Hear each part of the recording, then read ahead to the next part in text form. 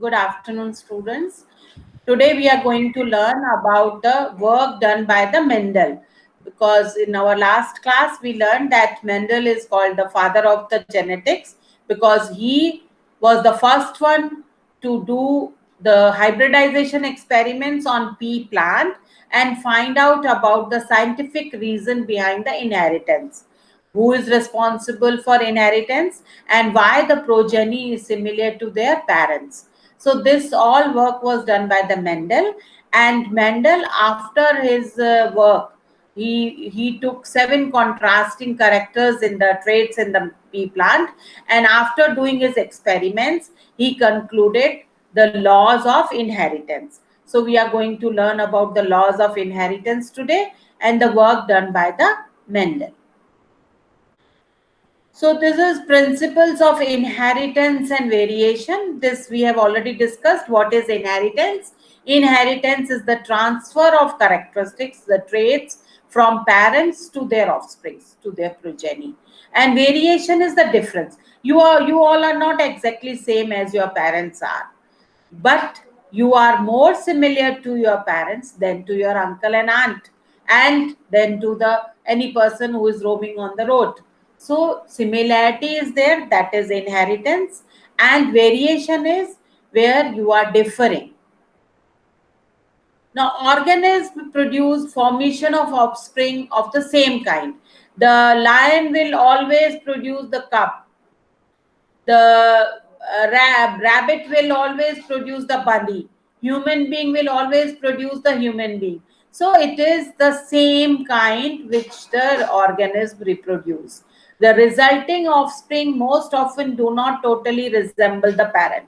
It is not exactly the same. You are not exactly the same as your parents. You have some differences. Now, branch of biology that deals with the inheritance and variation is called genetics. Inheritance is the process by which characters are passed on from parents to progeny. Variation is the degree by which progeny differ from their parents. So these are the families. The children are there, the generation after generation, similarities are also there, and there are some variations as well. Now, human knew, our ancestor knew about this, that this variation is due to the sexual reproduction. But they have exploited this also for production of desirable qualities in the cows, in all domesticated animals. But the scientific reason behind it was not clear. So artificial selection and domestication of wild cow, that is Shaiwal cows in Punjab, was done by our ancestors, but the reason behind it was not clear. Now, father of the genetics is Mendel, and he is known as the father of the modern genetics because he developed the principles of heredity while studying 7 pairs of inherited characteristics in pea plants. Now, why he chose pea plant? Because of its short life cycle and because of the visible contrasting characters. Although the significance of his work was not recognized during his lifetime, his work was not recognized at all. It has become the basis for the present day field of genetics. But afterwards, after his life, the other biologists and scientists, they recognized his work because his work was purely scientific, and his work was exactly how the inheritance is taking place. Was the first time when in biology he conducted hybridization experiments, that is artificial pollination. You know about the artificial pollination. The anthers are removed by emasculation, and the bagging is done, tagging is done, and the desirable pollen are put on the desirable stigma, and the pollination is taken place artificially. So it is called artificial pollination, and he proposed laws of inheritance, and he worked for 7 years from 1856 to 1863. And this was the first time he applied statistical analysis and mathematical logic also for biology problems. So here comes the integration of subjects. The biology is taking help of statistical analysis and mathematics. Large sampling size was done, greater credibility to data, experiments, true breeding. What is true breeding P lines? True breeding P lines means after continuous self-pollination, what is the result is called true breeding P line. Now, let me explain it to you. Suppose we are having 23 pairs of chromosomes in each cell of ours, nucleus. Now, these 23 pairs are 23 are from father and 23 are from mother. So they are lying in pairs. They are called homologous chromosomes. Now these chromosomes, mother and one of father, they will come together. Now on chromosome number 1, suppose there is a gene for eye color. So mother is having blue eye, father is having black eye. So on number 1 chromosome, blue eye and black eye, they are present in that first pair.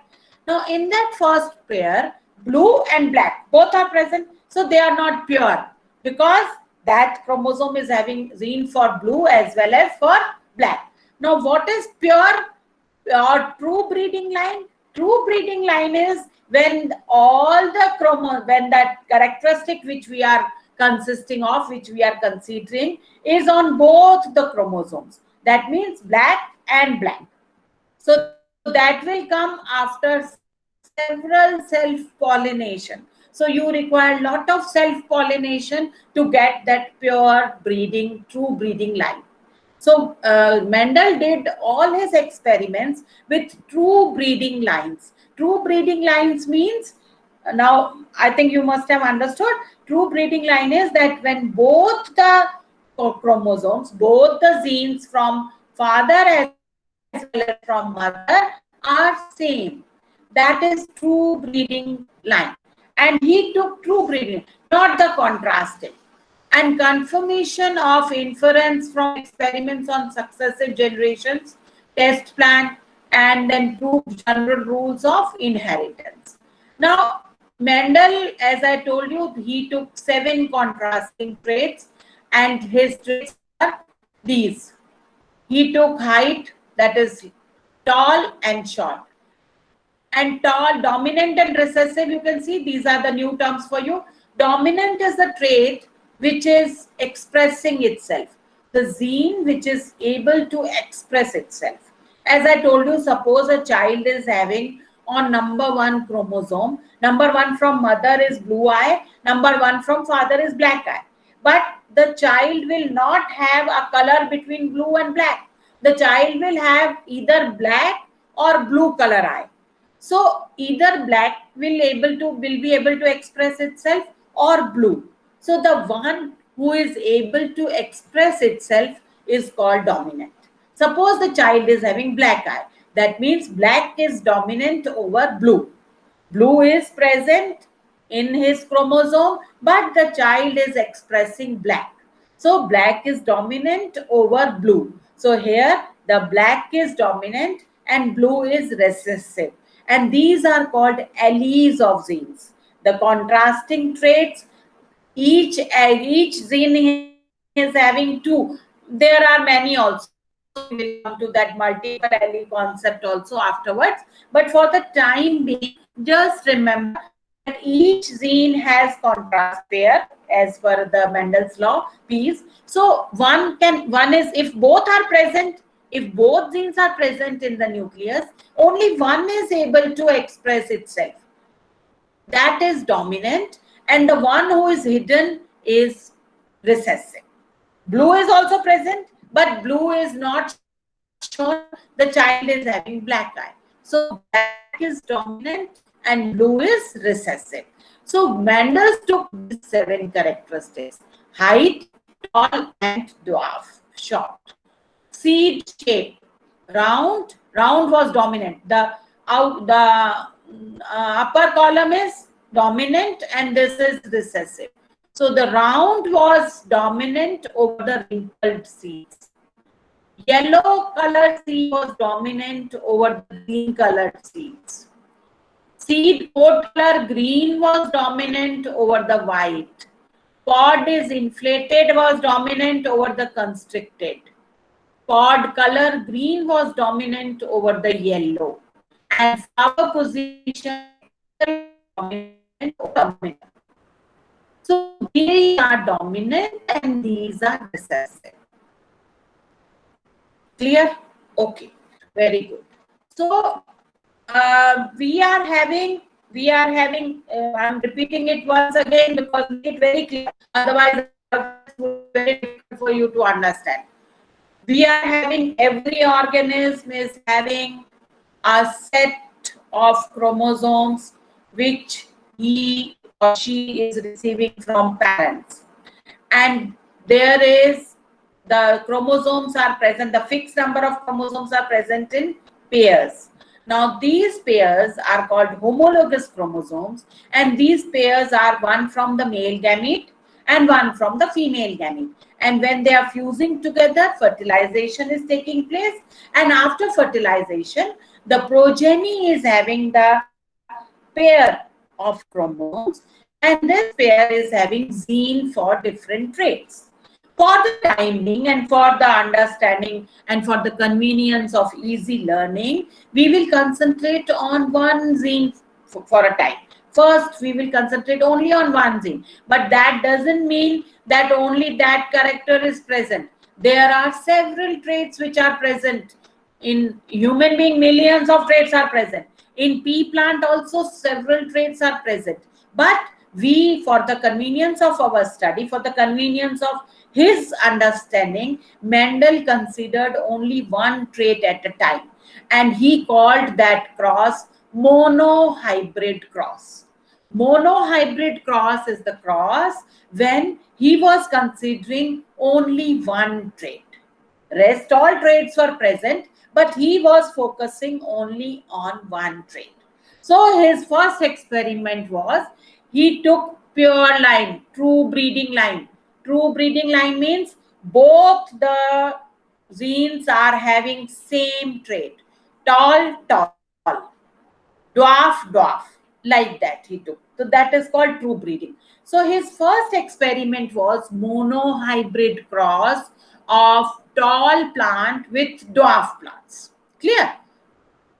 Now, before we go to that cross pollination, cross hybridization, we should be knowing these terms.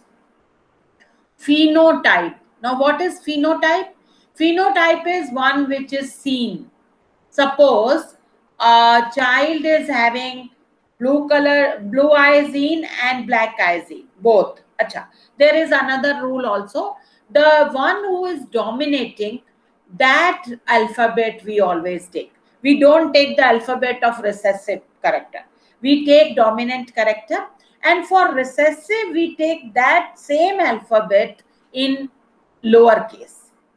For example, if the plant is tall, and being tall is a dominant trait, so we will take capital T for tall, and we will take small t for dwarf.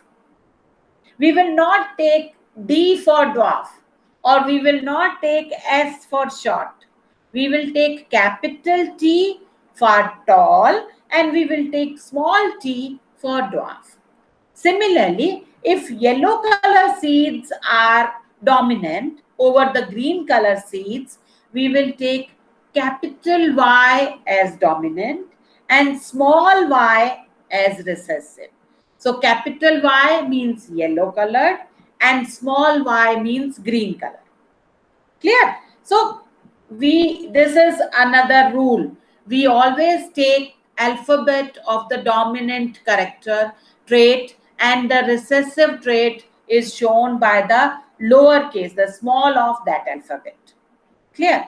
Okay. So phenotype. Now what is phenotype? As I gave you that example of eye, because you can relate more with the human characters, that's why I'm giving you example of human beings. Suppose a child is having on chromosome number 1 blue eye from mother and black eye from father. Now what happens? He is having blue and black eye both, but what is he showing? His eyes are black colored eyes. So what is appearing externally, that is called phenotype. So what is his phenotype? Phenotype is black eye. But what is its genotype? Genes he is having for both blue as well as black. And if black is dominant, so capital B and small b for blue. So he is genotypically he is capital B, small b. And phenotypically he is black. Phenotypically, we are not discussing, we are not concerned about the genes. What we are concerned about, what is being expressed, what is the external appearance of the organism due to the influence of genes and environment factors. So genotype is what exactly the genes are present, and phenotype is which gene is expressing itself. Now, phenotypic ratio is what? Number of it. Suppose the population is 100 and out of 100, 50 are showing black and 50 are showing blue. So, what is the percentage of phenotypic population? 50%. Now, what would be the xenotypic population? Xenotypic will be capital B, capital B, capital B, small b, small b, small b. Three types of genetic combinations can be there. On chromosome number 1, it can be black eye, blue eye. It can be black eye, black eye. It can be blue eye, blue eye. So three things are possible, and the correct proportion of genotype in the population is called xenotypic ratio. Now there is another term which is homozygous. Now homozygous is what? The individual having identical genes. As I told you that each gene is present in an allic pair. These are called alleles. The blue eye, the black eye. These are the alleles of eye color. Trait is what? Eye color. And what are the alleles? Blue eye, black eye. Similarly, if a child is having capital B and capital B, both are same. So it is called homozygous. So what is true breeding line? When it is homozygous. That is called true breeding line. So Mendel, what he did? After several self-pollination experiments, he got the plant which was having homozygous characteristic. That means both were having same. T and T, tall and tall, dwarf and dwarf, small t, capital T, capital T. Tomorrow I'll be using Blackboard to show you all these. And second is heterozygous. Heterozygous is what? The individual having unidentical genes. That means the alleles are different. For example, the example I gave you, a child is having black eye gene as well as blue eye gene, but he is expressing black. So what is the gene? What is the genes which are present? Capital B and small b. So that condition is called heterozygous. Now, inheritance of one gene. Now, it is not that only one gene is being inherited, as I told you. But suppose for experiments, we are considering only one trait, then it is called monohybrid cross. So, the first law which Mendel gave was after his experiments by monohybrid cross. First of all, he considered only one trait. The cross between two parents differing in one pair of contrasting character is called monohybrid cross. Differing in one pair. That means he considered only one pair. Either the green or yellow seeds, or the axial or terminal flowers, or the tall and dwarf. So first of all, we will take tall and dwarf. Okay. So that means he took one tall plant and crossed it with one dwarf plant.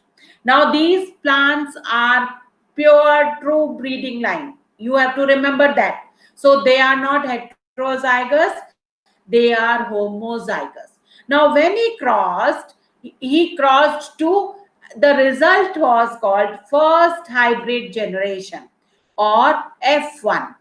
The first result is called F1 generation, F is for filial generation. So first filial generation is called F1. So he was, to his utter surprise, because he didn't know about anything what we have discussed just now, the dominant and the recessive and the genes and all. He didn't know about all this. So he was surprised that I have crossed tall with the dwarf, and the result was all tall. None of the plant was dwarf in F1 generation. All were tall. For other ratios, the F1 resembled only one parent. So tall was only one parent. So that means the first generation is resembling only. Now what he did was, he then self-pollinated. Self-pollinated means one plant of F1 generation crossed with another plant of F1 generation. That is self-pollinated. So when he self-pollinated, the result was F2 generation. And in F2 generation, the ratio was 3:1. That means 3/4 population of the result was tall and 1/4 were dwarf. So what was the ratio? 3:1. And no blending was seen. That means no blending matlab no plant was there which was of medium height. Because if tall is mixing with dwarf, we can expect a medium height, but it was not there. So that means the genes were separate. There was no mixing of genes. But only one of the gene was able to express itself, and the other was hidden. The one who was able to express was called dominant, and the one who is hidden is recessive. And in F2 generation, even the recessive was expressed only in 1/4 population. So the ratio was 3:1. 75% of the population was of tall plants, and 25 was of dwarf plants. Now see, this is the first experiment of Mendel. He took one tall plant. Now tall plant we have written capital T, capital T. Why? Because and it is 2 which is the result of self-pollination. So he purposely made it homozygous so that there should not be any mixing. So after several self-pollinated experiments, he got TT and one dwarf plant. Dwarf is small t, small t. Now what would be the gametes? Now understand how gametes are formed, because you make a lot of mistakes in this. Suppose 2 chromosomes are there. Now when the gametes are formed, out of 2, 1 is going to the gamete, because gamete formation is by meiosis cell division, and in meiosis cell division the number of chromosomes remain half. So what happens? TT are present, because for the time being we are considering only one trait. But at the same time, you should have this in your mind that there are several genes, not only one. But we are considering one, that's why we are writing only one.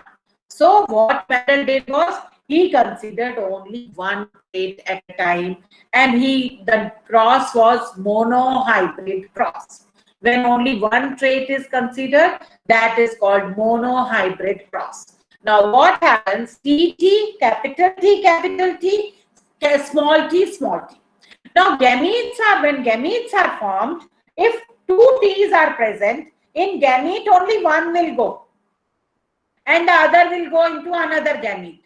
So what would be the gametes? Capital T and capital T separately.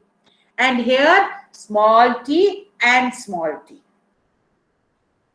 So what would be the result? When capital T is crossing with small t, all plants would be capital T, small t.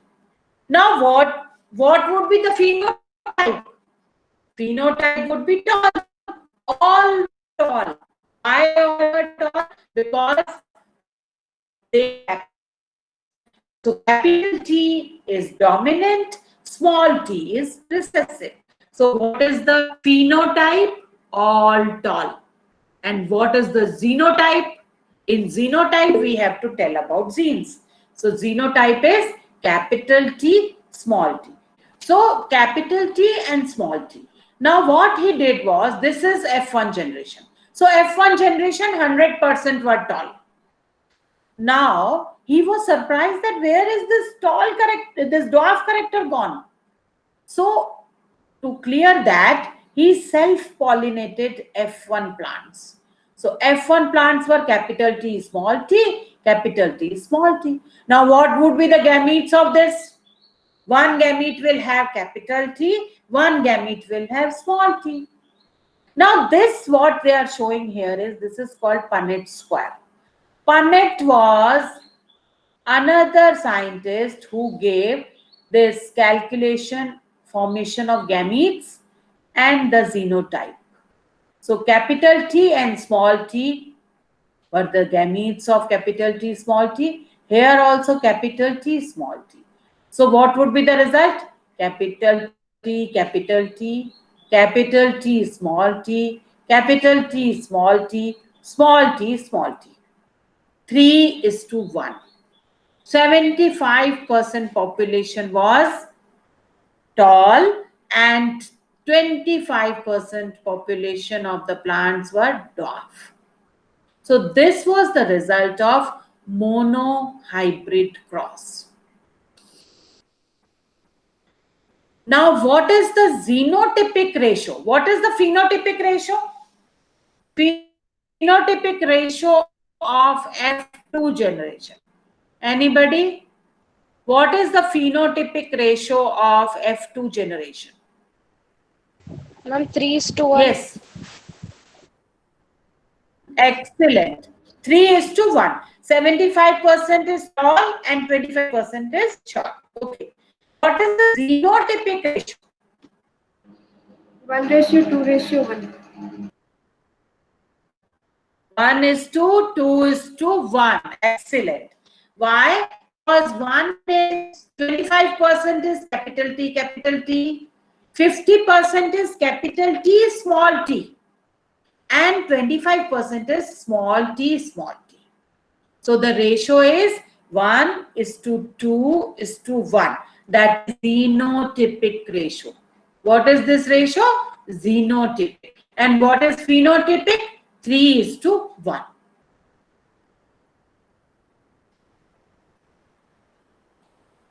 Now, Mendel proposed that is something is stably being passed from next generation through gametes. Now, that time Mendel didn't know about the genes and chromosomes, nothing. What he knew was, he said after his experiments, he proposed that there is something which is present in the parents, which is being passed from parents to offspring.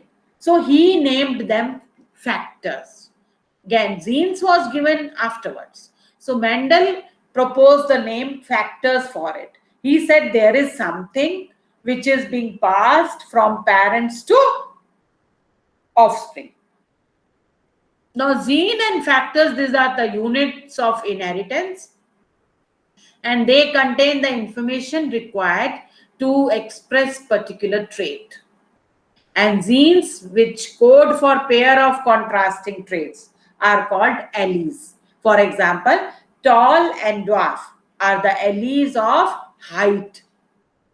Yellow and green are the alleles of seed color. So trait is one, but contrasting pair are called alleles. Now alphabetical symbols were used, capital T for tall and small t for dwarf. So plants pair, what are the different combinations? What can be the different genotypic combinations? Capital T, capital T, capital T, small t, small t, small t. So Mendel proposed the true breeding tall. True breeding means homozygous. Capital T, capital T. And true breeding dwarf will be small t, small t. So capital T or small t, small t. These are called homozygous alleles. Means identical. Both are same. And what is Phenotype is the descriptive term, whereas xenotype is what? Xenotype is genetic, whereas phenotype is what has been expressed externally. That is phenotype. So Mendel found phenotype of heterozygote, that is ET of small, was same as parent with capital T. So he said one is dominant and one is recessive. Because he saw that when he crossed tall with dwarf, all were tall. So dwarf was hidden. Dwarf was absolutely hidden in F1 generation, that is filial generation 1. So he said that in the presence of tall, the dwarf is not able to express itself. That's why capital T is dominant over recessive small t. So this was the first monohybrid cross by Mendel. Phenotype is tall, dwarf, and xenotype is capital T, small t. So this is homozygous dominant, this is homozygous recessive. Now what was the result of in F1? F1 was capital T, small t, and all were tall, but this is heterozygous, and tall is dominant over dwarf. Now, when he self-pollinated these plants, then what was the result? The result was capital T, small, capital T, capital T, capital T, small t, capital T, small t, small t, small t. In the ratio, what was the ratio? The ratio was 1:2:1. So this was the ratio. And now the production of gametes and formation of zygotes. This was developed by Punnett. So it is popularly known as Punnett. He was the British scientist Punnett. He developed this, and this was a graphical representation to calculate the probability of possible xenotype. With this, calculate the possible xenotypes in any genetic cross. Now, what you are doing in this, you have to write male gametes here and female gametes here. Whatever it is, you have to write the male gametes. Monohybrid cross, how so two probabilities are written here and two are here. So how will you find out this T with this T, this T with this T, this T with this T, and this T with this T? So all capital T, small t. This is called Punnett square. And here for F2 generation, what are the gametes? Capital T, small t. Capital T, small t. So here we are getting the ratio 3:1 phenotypic ratio, and 1:2:1 ratio is genotypic ratio. Clear? So we have covered monohybrid cross. And in monohybrid cross, we are considering one trait. Clear? So now you practice monohybrid crosses for all 7 traits and find out the phenotypic and xenotypic ratios in each case.